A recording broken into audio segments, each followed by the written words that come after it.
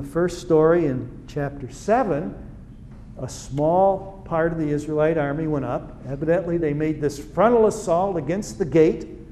They were driven back. They retreated back to Gilgal. So now Joshua comes up. He's got the whole army. He traveled by night, we're told, and put his ambush force out, set up his main camp where the majority of the army went. And then he spent the night in the valley. And so what's he doing here? Well, we find out as the story unfolds that Joshua has a small group with him. They're in the valley.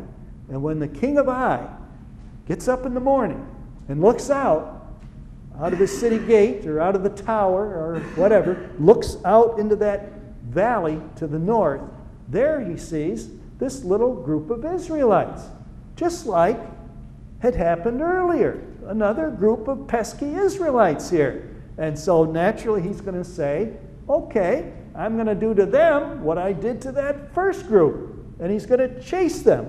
And that's just what Joshua wants him to do, because he's pulling the men of Ai out of the fortress.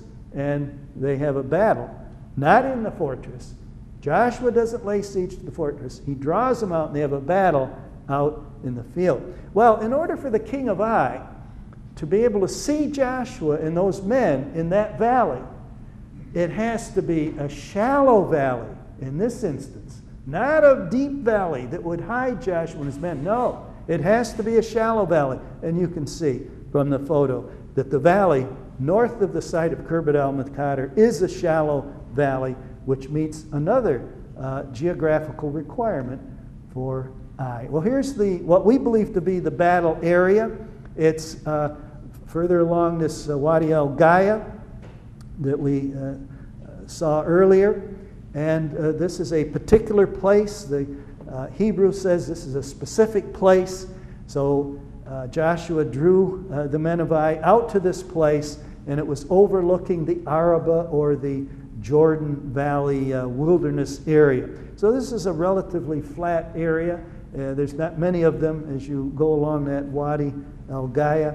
It's very steep as it makes its way down to the Jordan Valley. So this is our candidate. Again, you can't be 100% sure if this is the place, but it appears to meet the qualifications we have in the Bible. Here's a view now looking east down toward the Jordan Valley. From here, the land drops off very quickly, and there is not another place where you could really have a decent fight with a large number of men.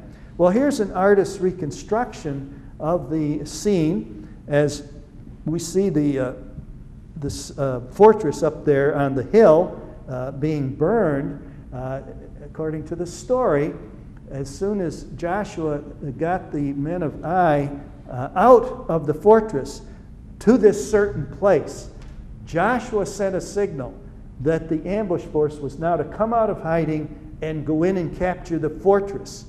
And that's exactly what happened. And there's a few kilometers distance here, so the Israelites must have had some means of signaling from one hill to the other to relay Joshua's signal back to the men that were hiding in that very deep Wadi Shaban that we saw earlier. And so when the ambush force came into the fortress, we're told they set a fire. And it appears that this is merely a signal fire. It's not the destruction, because that happens later on. They burn the city later on. But the ambush force sets this fire, which sends a signal to Joshua. They have taken the fortress. And then that ambush force comes out of the fortress, comes up behind the men of Ai. Probably the main army comes down off of that hill.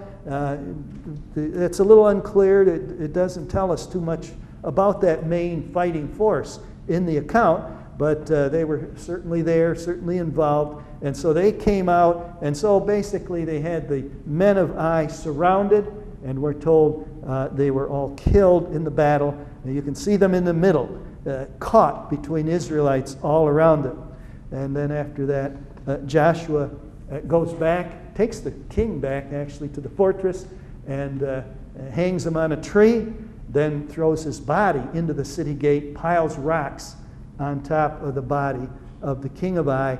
Then the Israelites plunder the city. Now they're allowed to plunder the cities they capture, and then they set it on fire. And the Bible tells us that Ai became a tel olam, a ruin forever. And that's exactly what we found when we came to this site. It's just laying there, exposed in ruins, and there's not much left of it, actually, just some remnants, bits and pieces here and there, but enough for us to determine that there was a fortress there from the time of Joshua.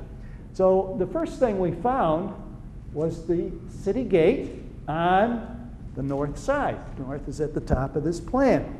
And since Gary is still here, is Gary still here? Or did he? He's still here. I have to say, I'm forced to say, I'd like to say I found this gate. But since Gary's here and he'll catch me on it, I have to say Gary discovered the city gate. Yes, he did. And I'll show you what it was that he found. But I give him the credit for finding the gate. And there it is, just the west half, the east half robbed out by later people occupying the site.